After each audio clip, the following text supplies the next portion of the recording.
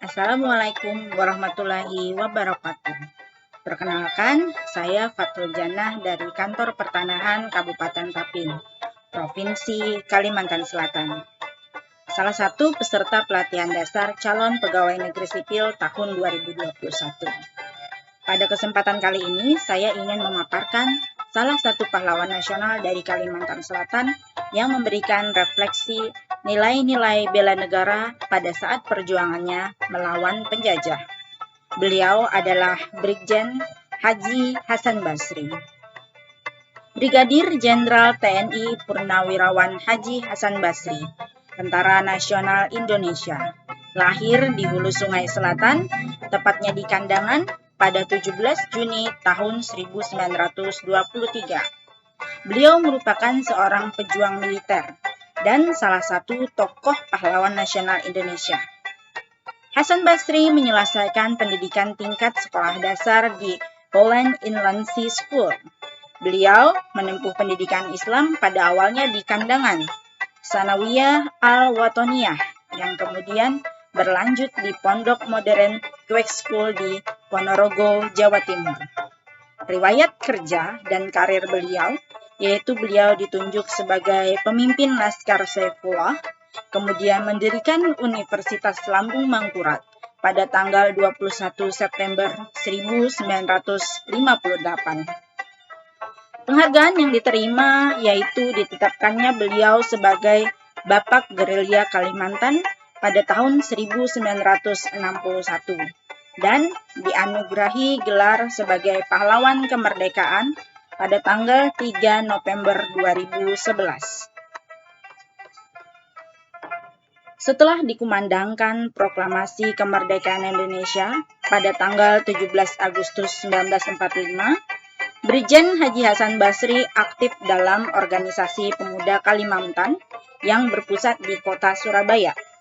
Dari sini beliau mengawali karirnya sebagai pejuang.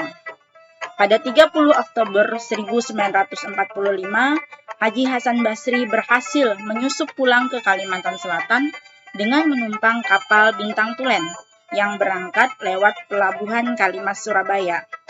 Sesampainya di Banjarmasin, Hasan Basri menemui Haji Abdurrahman Sidik di Pekapuran untuk mengirimkan pamflet dan poster tentang kemerdekaan Indonesia. Selain itu, melalui A.A. Hamidan juga dikirim pamflet ke Amuntai dengan Ahmad Kaderi, sedangkan yang ke Kandangan dikirim lewat Haji Ismail. Perkembangan politik di tingkat pemerintah pusat di Jawa menyebabkan posisi Hasan Basri dan pasukannya menjadi sulit. Sesuai dengan perjanjian Linggarjati pada 25 Maret 1947, Belanda hanya mengakui kekuasaan de facto Republik Indonesia atas Jawa, Madura, dan Sumatera. Berarti Kalimantan merupakan wilayah yang ada di bawah kekuasaan Belanda. Akan tetapi, Haji Hasan Basri tidak terpengaruh oleh perjanjian tersebut. Ia dan pasukannya tetap melanjutkan perjuangan melawan Belanda. Sikap yang sama diperlihatkan pula terhadap perjanjian Renville di tanggal 17 Januari 1948. Ia menolak untuk memindahkan pasukannya ke daerah yang masih dikuasai Republik Indonesia, yakni ke Jawa. Hasan Basri menuai kemenangan atas perjuangannya melawan Belanda dengan puncaknya berhasil memproklamasikan kedudukan Kalimantan sebagai bagian dari Republik Indonesia, yang dikenal dengan Proklamasi 17 Mei 1949.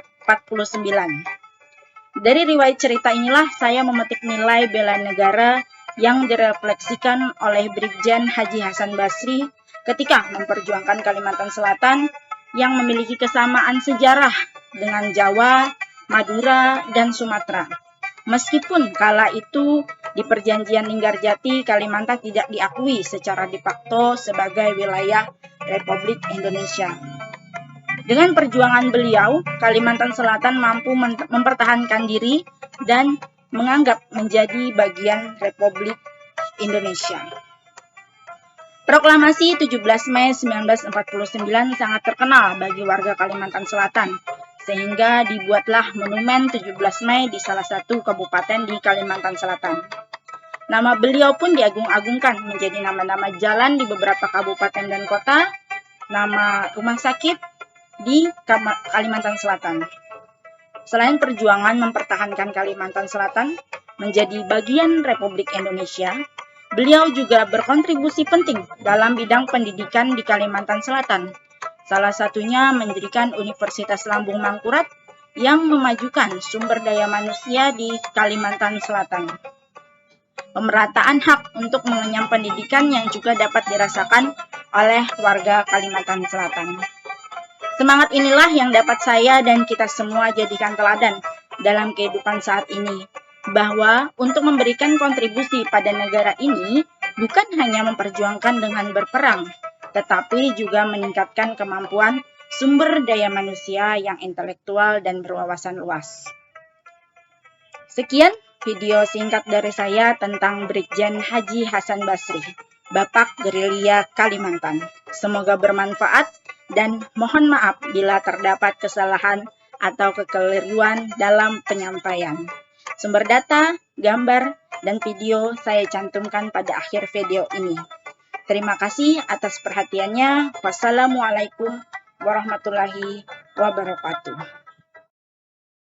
Sedikit tambahan untuk pemaparan saya sebelumnya, karakter ASN yang akan saya miliki dari tokoh Brigjen Haji Hasan Basri ketika saya menjadi ASN dan menteladani beliau, sikap perjuangan dari Brigjen Haji Hasan Basri dalam mempertahankan Indonesia, khususnya Kalimantan Selatan, yang meskipun jauh dari jangkauan pemerintahan pusat, tetap memperjuangkan kesatuan Republik Indonesia. Saya juga akan berjuang, bukan hanya dengan berperang, tapi juga dapat dilakukan dengan meningkatkan sumber daya manusia yang intelektual dan berwawasan luas, sehingga kita bisa mempertahankan negeri kita ini dari penjajahan-penjajahan secara tidak langsung. Selain itu, ketika kita menjadi ASN, saya juga ingin mempunyai karakter yang kuat dan tangguh, sehingga dalam menjalankan tugas, melayani masyarakat, dan tetap terbuka dengan perkembangan zaman yang ada, seperti teknologi, kemudian wawasan informasi, dan lain-lain.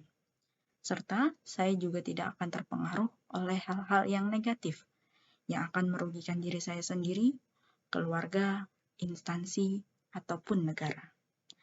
Terima kasih.